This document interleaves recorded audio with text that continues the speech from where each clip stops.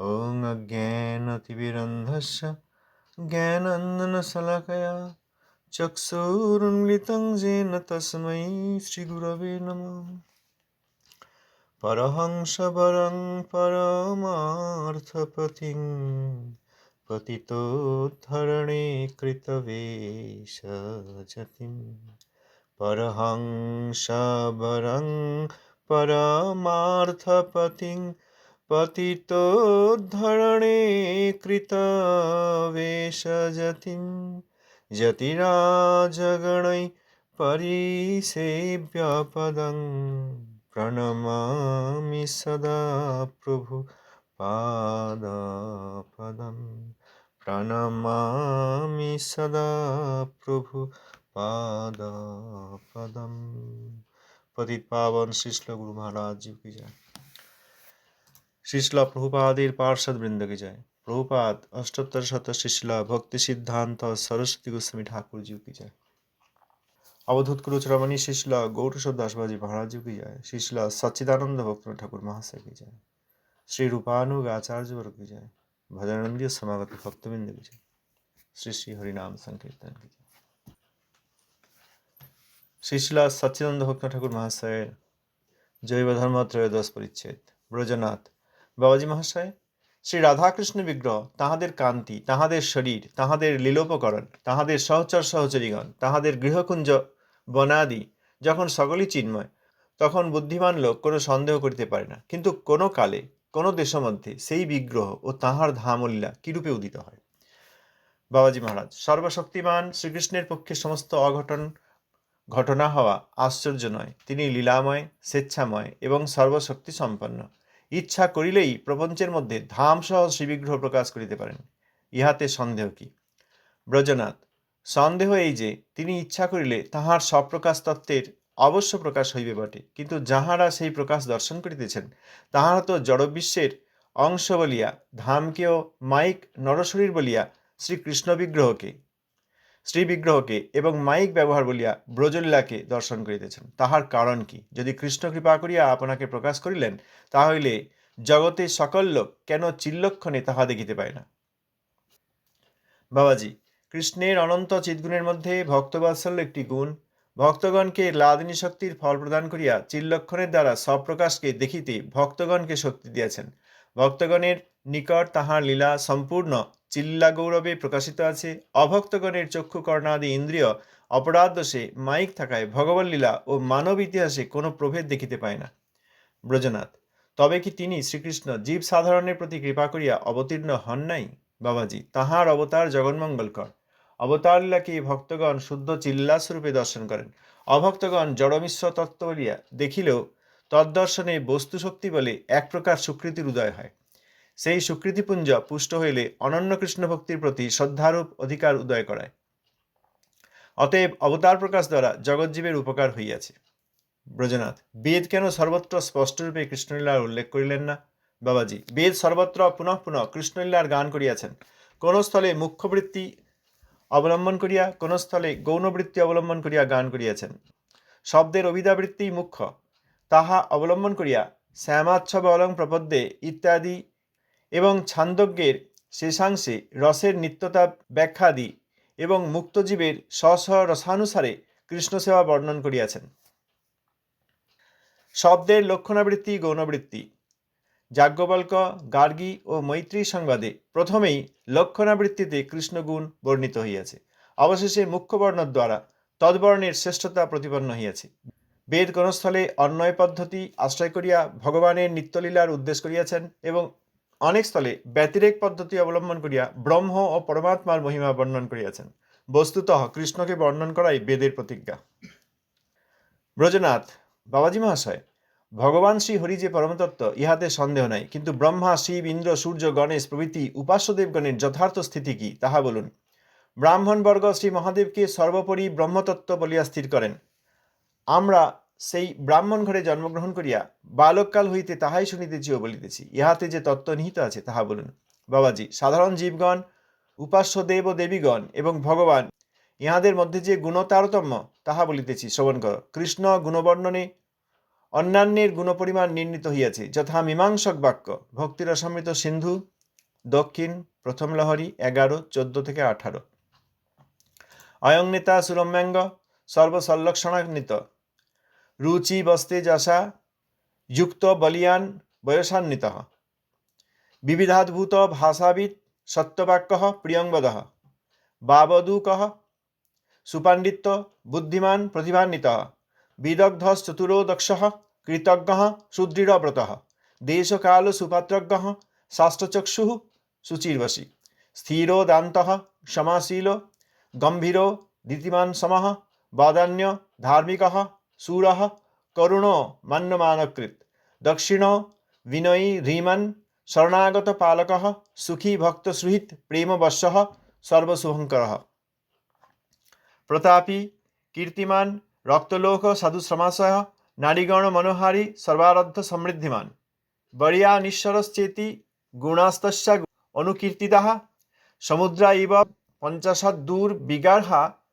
हरेरमि जीवे श्वेते वसन्तोऽपि बिन्दु बिन्दुतया क्वचित् परिपूर्णतया भान्ति तत्रैव पुरुषोत्तमे अथ पंचगुणा जे सुवंशेन गिरिशादिषु सदा स्वरूप संप्राप्तः सर्वज्ञ नित्यनूतनः सच्चिदानंद संद्राज्ञः सर्वसिद्धि निषेवितः अथोच्यन्ते गुणाः पंच जे लक्ष्मीशादिवर्तिनः अविचिन्त महाशक्ति कोटि ब्रह्मांड विग्रह अवतारावली बीजं हतारी गतिदायकः आत्मा राम गणाकर्षित तमी कृष्णे किलाद्भुतः सर्वाद्भुत चमत्कार लीला कल्लोल वारिधि सर्वाद्भुत चमत्कार लीला कल्लोल वारिधि अतुल्य मधुर प्रेम मंडित प्रियमंडलः त्रिजगन मानसाकर्षि मुरली कलकूजितः असमानोर्ध रूप श्री विस्मापित चराचरः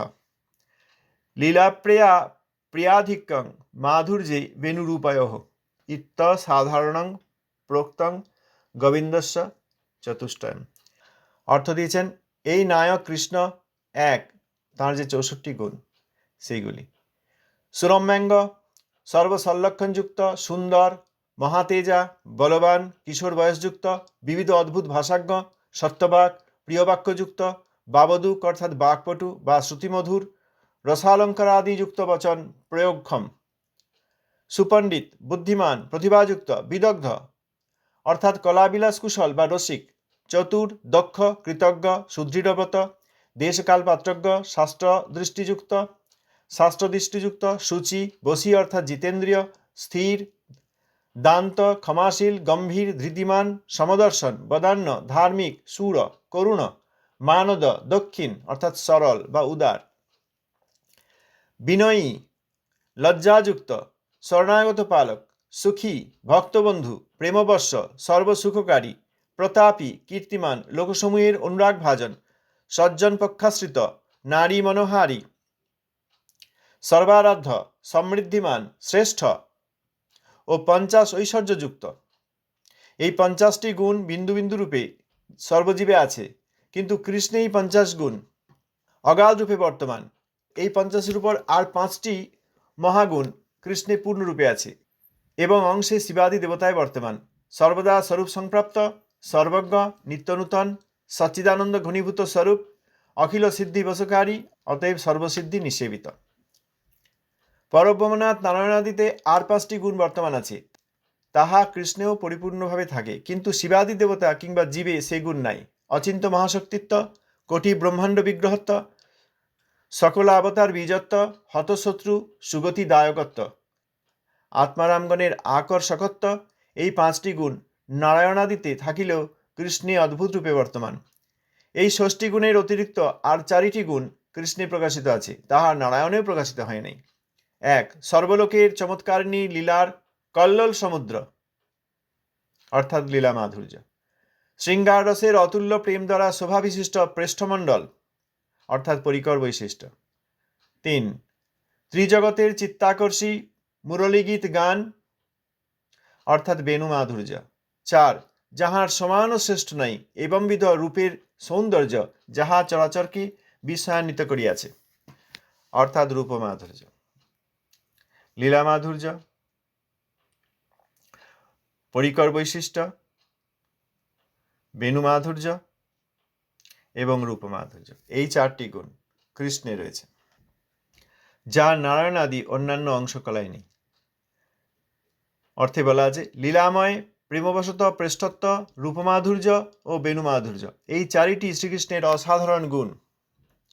4 প্রকার ভেদে, অর্থাৎ সাধারণ জীব, গিরিশাদি দেবতা, নারায়ণাদি পরমেশ্বর স্বরূপ এবং সাক্ষাৎ গোবিন্দ ভেদে সর্বশুদ্ধ গণনায় 64 গুণ উদাহৃত হইয়াছেন। এই 64 গুণ সম্পূর্ণরূপে শুদ্ধচিৎভাবে সচ্চিদানন্দ বিগ্রহ শ্রীকৃষ্ণে নিত্য দেদীপ্যমান। শেষোক্ত 4টি গুণ কেবল শ্রীকৃষ্ণ স্বরূপ ব্যতীত তাহার কোনো বিলাস মূর্তিতে নাই। এই 4টি পরিত্যাগ করিয়া 60 সংখ্যক গুণ সম্পূর্ণরূপে চিৎভাবে চিৎঘন বিগ্রহ পরব্রহ্মপতি নারায়ণের দীপ্যমান। শেষোক্ত 9টি গুণ বিযুক্তে অবশিষ্ট 55টি গুণ অংশরূপে শিবাদি দেবতায় আছে। প্রথমোক্ত 50টি গুণ বিন্দু বিন্দু রূপে সমস্ত জীবে পরিলক্ষিত হয়। শিব, ব্রহ্মা, সূর্য, গণেশ ও ইন্দ্র ইহারা সেই ভগবানের অংশ। গুণবিশিষ্ট, জগৎ ব্যাপারে অধিকারপ্রাপ্ত ভগবৎ বিভূতিরূপ অবতার বিশেষ। স্বরূপত তাহারা সকলেই ভগবৎ দাস। তাহাদের কৃপায় বহু বহু জন শুদ্ধ ভক্ত ভক্তি লাভ করিয়াছেন। তাহারাও জীবগণের অধিকার ভেদে উপাস্য দেবতা বলিয়া পরিগণিত। ভগবৎ ভক্তির অঙ্গস্বরূপে তাহাদের পূজা করা বিধিসিদ্ধ। তাহারা কৃপা করিয়া অনন্য কৃষ্ণভক্তি দান করিলে জীব গুরুরূপে নিত্য পূজিত হন। দেবদেব মহাদেব ভগবৎ ভক্তি পরিপূর্ণ হইয়া ভগবৎ তত্ত্ব হইতে অভেদ হইয়া পড়িয়াছেন। এই জন্যই মায়াবাদ পরায়ণ ব্যক্তিগণ তাহাকে চরম ব্রহ্মতত্ত্ব বলিয়া আশ্রয় করেন। শ্রীকৃষ্ণের 64 গুণ। এই 64 গুণ কৃষ্ণে পূর্ণরূপে আছে। তার প্রথম 50টি সাধারণ জীবের মধ্যেও অল্প সংখ্যক কিছু কিছু আছে অংশরূপে এবং কয়েকটি। আর 50-এর উপরে যে 5টি, মোট 55, সেই 55টি গুণ গিরিশ আদি, গিরিশ অর্থাৎ শিব, শিবাদি দেবতায় অংশরূপে আছে, পূর্ণরূপে নাই। 55 হলো, তার উপরে যে 5টি সেইটি যোগ করলে 60, সেই 60 গুণ নারায়ণ এবং কৃষ্ণের যে বিভিন্ন বিলাস বিগ্রহ সেখানে রয়েছেন। আর সর্বশেষ যে 4টি গুণ সেটি কেবলমাত্র কৃষ্ণেই রয়েছে, ব্রজরাজতনয় কৃষ্ণে রয়েছে। এখানে ব্রজনাথ জিজ্ঞেস করেছেন যে রাধাকৃষ্ণ বিগ্রহ, তাদের কান্তি, তাদের শরীর, তাদের লীলার উপকরণ, তাদের সহচর সহচরীগণ, তাদের গৃহকুঞ্জ বন সবই চিন্ময়। গৃহকুঞ্জ বন বৃন্দাবনে সবই চিন্ময়। তখন বুদ্ধিমান ব্যক্তি যারা এই তত্ত্ব জানেন তাদের তো কোনো সন্দেহ হওয়া উচিত নয়, সন্দেহ করতে পারে না, অর্থাৎ নিত্য বৃন্দাবনে। কিন্তু এই পৃথিবীতে যখন তিনি এসে লীলা করেন, এই জগতের কালের অধীন হচ্ছে। আবার পৃথিবীতে যেমন ভারতবর্ষ, সেখানে উত্তরপ্রদেশ, সেখানে বৃন্দাবন। তাহলে দেশ মধ্যে সেই বিগ্রহ এবং তার ধাম এবং তার লীলা কিভাবে উদিত হয়? নিত্যধামে আছেন, ঠিক আছে। এখন এই ব্রহ্মাণ্ডে এসে তিনি যে লীলা করেন, তার ধামকে নিয়ে আসেন, তিনি নিজে আসেন, কি করে এটা সম্ভব হয়? বাবাজি মহারাজ উত্তর দিলেন যে কৃষ্ণ সর্বশক্তিমান। যা সম্ভব তিনি তো অবশ্যই করতে পারেন, যা অসম্ভব, যা ঘটে না, সেটাও তিনি করতে পারেন। অতএব অঘটনটাও ঘটনা হওয়া আশ্চর্যের নয়। তিনি লীলাময়, স্বেচ্ছাময় এবং সর্বশক্তি সম্পন্ন। ইচ্ছা করলেই তিনি তাঁর নিত্যধামকে এই জগতে তাঁর নিত্য শ্রীবিগ্রহ সহ উদিত করতে পারেন। অর্থাৎ তাঁর শ্রীবিগ্রহের কান্তি, তাঁর সহচরীগণ, পার্শ্বদবর্গ, তাঁর নিত্যধাম, সেখানকার বৃক্ষলতা, গোবর্ধন, যমুনা সবই উদিত করতে পারেন, সবই উদয় করাতে পারেন। অতএব ধাম সহ অবতীর্ণ হন, যা আছে আমাদের শ্রীকৃষ্ণ চৈতন্য প্রভু জীবে দয়া করি সপার্ষদ শ্রীয় ধাম সহ অবতরী, সেই বিষয়টাই। অতএব এতে আর সন্দেহ কি? তখন ব্রজনাথ বললেন, সন্দেহটা এই যে তিনি যখন ইচ্ছা করলে এগুলি প্রকাশ করতে পারেন, তাহলে তার ধাম এবং তার বিগ্রহ এবং তার লীলা দর্শনকারী যেসব জীবাত্মা, তাদেরকে ওই মাইক শরীর, আমাদেরই মতো মানুষ, ধামকে আমাদেরই মতো গ্রাম, এই দেশেরই অংশ, এবং তাঁর লীলাকে কেবল ঘটনারূপে দর্শন করেন। তার কারণ কি? মাইক ব্যবহার বলে দর্শন করেন। এখানকার মাইক দর্শন কেন এরকম হয়? যদি কৃষ্ণ কৃপা করে নিজেকে এবং নিজের ধামকে এবং পার্শ্বদগণকে এখানে নিয়ে এলেন, তাহলে জগতের সব লোক এটা দেখতে পাচ্ছেন না কেন? তার এই চিল্লীলা, তার এই চিৎ দর্শন, চিৎ ধাম দেখতে পাচ্ছেন না কেন? তখন বাবাজি মহারাজ বললেন যে কৃষ্ণের অনন্ত চিৎ গুণ, অপ্রাকৃত গুণ, তার মধ্যে ভক্ত বাৎসল্য একটা গুণ। তিনি ভক্তের প্রতি বৎসল। বৎসল অর্থে বাৎসল্য। মা যেমন সন্তানকে ভালোবাসে, বাৎসল্য গুণ, সেরকম ভগবানের অনন্ত চিৎগুণের মধ্যে ভক্ত বাৎসল্য তাঁর একটা গুণ। তিনি তাঁর লাদিনী শক্তির ফল প্রদান করে, দান করে, চিল্লক্ষণের দ্বারা তাঁর যে প্রকাশ এবং তাঁর ধামের এবং পার্শ্বদবর্গের যে প্রকাশ, সেইটা দেখতে ভক্তগণকে শক্তি দেন। তিনি শক্তি না দিলে দেখতে পাবো না। শ্রীল প্রভুপাদ বলেছেন যে লাদিনী সার শ্রীমতী রাধিকার কৃপা ব্যতীত কেউ কৃষ্ণ সেবা করতে পারেন না। এখানে সেইটাই বলেছেন, লাদিনী শক্তির ফল প্রদান করে চিল্লক্ষণের দ্বারা স্বপ্রকাশকে দেখতে ভক্তগণকে শক্তি দেন। তিনি ভক্তের প্রতি বৎসল। আর অভক্তরা, তাদের যে ইন্দ্রিয় আছে, চক্ষু কর্ণাদি, চোখ কান ইত্যাদি, অপরাধ দোষে মাইক থাকায় ভগবান লীলা ও মানব ইতিহাসে কোনো ভেদ দেখতে পায় না। ওই জন্য কৃষ্ণকে ঐতিহাসিক ব্যক্তি মনে করেন। কৃষ্ণলীলাকে প্রাকৃত ঘটনা মাত্র। আমাদেরও যেরকম জীবনকালে বিভিন্ন ঘটনা ঘটে থাকে, কৃষ্ণলীলাও সেই রকম ঘটনা মাত্র। ভগবান লীলা আর মানব ইতিহাস, এর মধ্যে কোনো প্রভেদ দেখতে পাই না। অপরাধ দোষী এই তো আমাদেরও হচ্ছে, অপরাধ তো আমাদের যায়নি, সেই জন্য তো আমরা দর্শন করতে পারছি না। এরপর প্রশ্ন করলেন, তিনি কি জীব সাধারণের প্রতি কৃপা করে অবতীর্ণ হন? জীবের প্রতি কৃপা করে যদি অবতীর্ণ হন, তাহলে কেবল ভক্তবৎসল হলেন আর ভক্তগণকে লাদিনী শক্তির ফল প্রদান করে যোগ্যতা দান করলেন, ভক্তগণই মাত্র দেখতে পান। তিনি তো জীবের কল্যাণের জন্য এই জগতে এসছেন, তাহলে সব জীব দেখতে পায় না কেন? বাবাজি মহারাজ বললেন, তাঁর অবতার অর্থাৎ তিনি যখন এখানে অবতীর্ণ হন, এই জগতে আসেন, সেটি জগতের পক্ষে মঙ্গলকর, মঙ্গল দান করেন। ভক্তগণ শুদ্ধ চিল্লা স্বরূপে তাঁর সেই লীলাকে দর্শন করেন, আর অভক্তরা ওই জড়মিশ্র ভাব থাকার জন্য, প্রাকৃত ভাব থাকার জন্য ও দেখলেও, যদিও তাদের শুদ্ধ দর্শন নেই, তবুও ওই জড়রূপে দর্শন করেও, যেহেতু তিনি তাঁর ধাম, তাঁর লীলা, তাঁর পরিকর, তাদের যে বস্তু শক্তি আছে, অর্থাৎ তাদের যে অপ্রাকৃত শক্তি আছে, সেইটির দ্বারা একটা সুকৃতির উদয় হয়। অপ্রাকৃত লীলা রূপে বুঝতে পারেন না, সেটা ঠিকই, কিন্তু সুকৃতি রূপে উদিত হয়। এইরকম সুকৃতি বৃদ্ধি পেতে পেতেই যখন পুঞ্জীভূত হয়, অনেক পরিমাণ হয়, তখন অনন্য কৃষ্ণ ভক্তির প্রতি শ্রদ্ধারূপ অধিকার উদয় করায়। অতএব তিনি যে অবতীর্ণ হন ধামসহ, তার দ্বারা জগৎজীবের উপকার অবশ্যই হয়। এবার প্রশ্ন করলেন, বেদে কেন সর্বত্র স্পষ্টরূপে কৃষ্ণলীলার উল্লেখ নেই, কেন করলেন না? তখন বলেছেন যে বেদের সর্বত্র একথা আছে, কোথাও মুখ্য বৃত্তি অবলম্বন করে বলা আছে, কোথাও গৌণ বৃত্তি করে বলা আছে।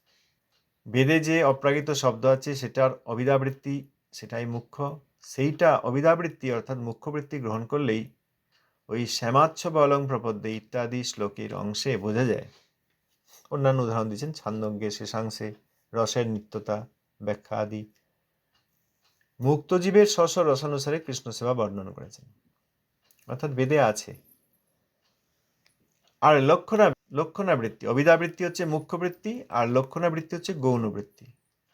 অবিদাবৃত্তি মুখ্যবৃত্তি নিলে তার নিত্যত্ব বোঝা যায়, আর যেখানে লক্ষণাবৃত্তি বা গৌণবৃত্তি আছে, সেইগুলি দ্বারা প্রথমে কৃষ্ণগুণ বর্ণনা করেছেন, যাজ্ঞবল্ক্য, গার্গী, মৈত্রী, সংবাদ ইত্যাদি। সেখানে ওই লক্ষণাবৃত্তি, গৌণবৃত্তির দ্বারা কৃষ্ণগুণ বর্ণিত হয়েছেন। পরে আবার মুখ্য বর্ণের দ্বারা তদ্বর্ণের শ্রেষ্ঠতা প্রতিপন্ন হইয়াছে। প্রথমে কেউ কেউ লক্ষণাবৃত্তি, গৌণবৃত্তি দিয়ে কৃষ্ণগুণ বর্ণনা করলেও পরে মুখ্যবৃত্তির সহযোগে সেইটির শ্রেষ্ঠতা প্রতিপন্ন হয়েছে। অন্যয় পদ্ধতি আশ্রয় করে ভগবত লীলা উদ্দেশ্য করেছেন। আর ব্যতিরেক স্থলে ব্যতিরেক পদ্ধতি অবলম্বন করে ব্রহ্ম বা পরমাত্মার মহিমা বর্ণন করেছেন। বস্তুত কৃষ্ণকে বর্ণন করাই বেদের প্রতিজ্ঞা। বেদ কৃষ্ণকেই বর্ণন করেন। অন্যয় পদ্ধতিতে কৃষ্ণ নিত্যলীলা, আর ব্যতিরেক পদ্ধতিতে কৃষ্ণেরই পরমাত্মা এবং ব্রহ্মস্বরূপ দেবতা আদির কথা বলা হয়েছে, এবং সেখানে 64টি গুণ, কার কিরকম গুণ সেটা অংশরূপে রয়েছে, আর কৃষ্ণে পূর্ণরূপে রয়েছে। কৃষ্ণ 64 গুণ, আর ওই শেষ 4টি গুণ ছাড়া যে 7টি গুণ সেটি নারায়ণ এবং অন্যান্য বিলাস অবতার। এই জন্যই ব্রজরাজতনয় কৃষ্ণ তিনি স্বয়ংরূপ। রাম, নারায়ণ, নৃসিংহ আদি তাঁর অংশকলা, তাদের মধ্যে ওই 7টি গুণ পূর্ণরূপে রয়েছে। আর শিবাদি দেবতায় ওই 5টি গুণ যে কটি কেবল নারায়ণে রয়েছে সেটি বাদ দিলে যে 55 গুণ তার অংশ রয়েছে, আর যে 5টি কেবল শিবাদিতে অংশরূপে রয়েছে সেইটি বাদ দিলে যে 50টি সেইগুলির কিছু কিছু অংশ খুব অল্প পরিমাণে জীবের মধ্যে রয়েছে। এখানে শেষে বললেন জীবের যেরকম অধিকার সেই অধিকার অনুসারে উপাস্য দেবতা নির্ণীত হন। কখনো কখনো এই শিব, ব্রহ্মা, সূর্য, গণেশ, ইন্দ্র এনারাও উপাস্য দেবতা রূপে নির্ণীত হন। কাদের দ্বারা? সেই জীবের দ্বারা যাদের ওই রকমই অধিকার অনুসারে। আর এদের মধ্যে আবার শিব, তার মধ্যে পরিপূর্ণ ভগবত ভক্তি থাকায় ভগবত তত্ত্ব থেকে তিনি অভেদ, ভগবত তত্ত্ব থেকে অভেদ হয়ে পড়েছেন। সেইটা ওই মায়াবাদীরা বুঝতে না পেরে তাকে চরম ব্রহ্মতত্ত্ব বলে আশ্রয় করেন শিবজি। আচ্ছা, এই পর্যন্ত থাক। ধন্যবাদ। কেউ কিছু বলতে চান?